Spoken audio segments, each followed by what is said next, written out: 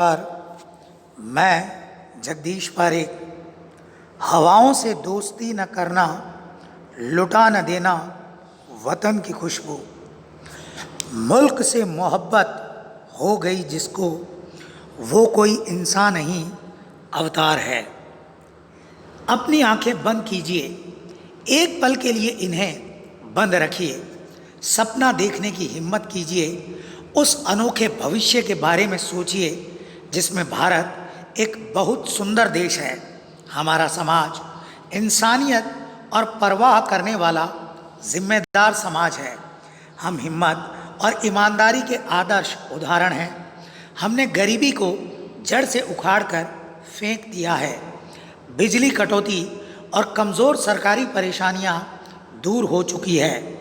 हम व्यापार और तकनीकी के कई क्षेत्रों में पूरे संसार का नेतृत्व करते हैं। हवा प्रदूषण रहित है और हम चैन की नींद सोते हैं। हम पूरे समाज में सम्मान के हकदार हैं। यह एक ऐसा समाज है जो पूरी तरह अपराध मुक्त है। सभी देशों के लोग हमारे देश का उदाहरण देते हैं और भारत में रहना चाहते हैं। हम यह सब और इससे भी ज़्यादा हासिल कर सकते हैं, जैसा कि बहुत से देशों ने हमसे पहले ही कर लिया है। और क्यों नहीं, हमारे पास सफलता को प्राप्त करने के सारे साधन मौजूद हैं। प्रतिभाशाली लोग, प्राकृतिक साधन, एक क्रियाशील प्रजातंत्र और वृद्धि और विकास के लिए लालसा। फिर भी हम अभी तक वहाँ क्यों नहीं पहुँचे? क्या आपको कभी इस बात पर हैरानी हुई है कि क्यों कुछ समाज दूसरों के मुकाबले ज़्यादा ईमानदार और विकासशील होते हैं? इसमें कोई रहस्य नहीं है। वे सिर्फ सोचते ही नहीं बल्कि प्रभावशाली ढंग से उन पर अमल भी करते हैं। वे ऐसा माहौल पैदा करते हैं जहां ईमानदारी और मेहनत पुरस्कृत होते हैं। एक सड़क के नक्शे का मकसद सिर्फ एक ही है कि यात्री पूरे आत्मविश्वास के साथ सफ़र कर सके। इतिहास के पन्ने सभ्यताओं की सूचनाओं से भरे पड़े हैं जो कभी तकनीकी रूप से शक्तिशाली थीं, लेकिन आज उन सब का विनाश हो गया। जो जीवित रही वे सभ्यताएं थीं जो समय के बहाव में बही नहीं, बल्कि वे मूल्यों और संस्थानों के खंभों पर मजबूती से खड़ी रही। किसी एक किताब में मैंने पढ़ा था, एक मैनेजमेंट सलाहकार ने एक बार कहा था, जिस व्यवहार को प्रोत्साहन मिले वो दोहराया जाता है। इस बात को यदि मैं उतारूं तो यह एक सार्वभौमिक सिद्धांत बन जाएगा जो देशों, धर्मों और संस्कृतियों से ऊपर है।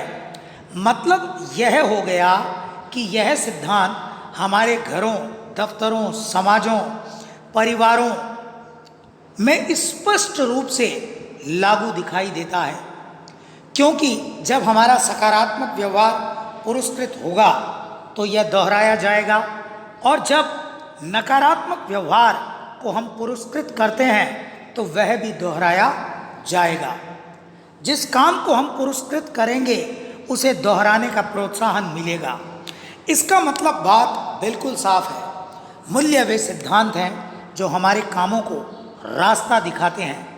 पॉजिटिव मूल्य जैसे ईमानदारी, निष्पक्षता, सम्मान अनुभूति का नतीजा पॉजिटिव व्यवहार बनाते हैं, और इन सब बातों से अच्छे समाज का निर्माण होता है। बदले में ये ईमानदार जीवन बिताने, उन्नति और विकास में सहायक होते हैं। नेगेटिव मूल्य जैसे धोखेबाजी, बेईमानी, लालच और हीनता की भावना का नतीजा बुरा व्यवहार होते हैं जो घटिया समाज का निर्माण करते हैं और बेईमानी का जीवन बिताने में सहायक होते हैं। क्योंकि समाज क्या है? व्यक्तियों का संयुक्त समूह, और उस संयुक्त समूह के द्वारा किया गया जो सामूहिक व्यवहार है वह व्यवहार ही संस्कृति है। तो इसका मतलब बात बिल्कुल साफ है। यदि मैं अपने आप के लिए नहीं हूँ तो कौन होगा, और अगर मैं सिर्फ अपने लिए ही हूँ तो मैं क्या हूँ। बात बिल्कुल साफ है। एक जिम्मेदार नागरिक होने के नाते मैं अपने देश के लिए खड़ा होने को तैयार हूँ या नहीं, और यदि मैं खड़ा नहीं होता हूँ तो कौन होगा। इस देश में पैदा होने के नाते हम में से प्रत्येक देशवासी का यह कर्तव्य है कि देश की अखंडता को बनाए रखने के लिए हमने अलिखित शपथ ली है। तो क्या हम सब उस शपथ को निभा रहे हैं? हमारे युवाओं को आगे बढ़ने के लिए मजबूत बुनियादों की और उड़ान के लिए पंखों की ज़रूरत है। मूल्य हमारी वे जड़ें हैं, सफलता हमारे वे पंख हैं। दोनों के मेल के नतीजे से हम जीवन में मूल्यों पर आधारित सफलता को हासिल कर सकते हैं। यही सच्ची मुक्ति है, यही सच्ची आज़ादी है। आज़ादी की मशाल अगली पीढ़ी को इस संकल्प के साथ सौंपनी चाहिए कि कोई भी कीमत इसके जलते रहने से ज़्यादा नहीं है। हमारे युवक देश की 100% जनसंख्या तो नहीं बनाते, लेकिन 100% भविष्य ज़रूर बनाते हैं। युवक गतिशीलता, वृद्धि और विकास के प्रतीक हैं। बदलाव के असली एजेंट राजनीतिक नेता नहीं बल्कि युवक है। जब कभी भी युवक और गतिशीलता शब्दों को बोला जाता है तो हम सबका ध्यान सीधा स्वामी विवेकानंद की ओर जाता है, क्योंकि विवेकानंद को एक बार मैंने कहीं पढ़ा था। एक बार भारत के बारे में उद्बोधन देते हुए स्वामी जी ने कहा था, मेरा देश, मेरा वतन। श्रोताओं में से किसी ने पूछा, सारी दुनिया आपका देश है, आप अपने आप को भौतिक सीमाओं में बांधकर क्यों रखते हैं?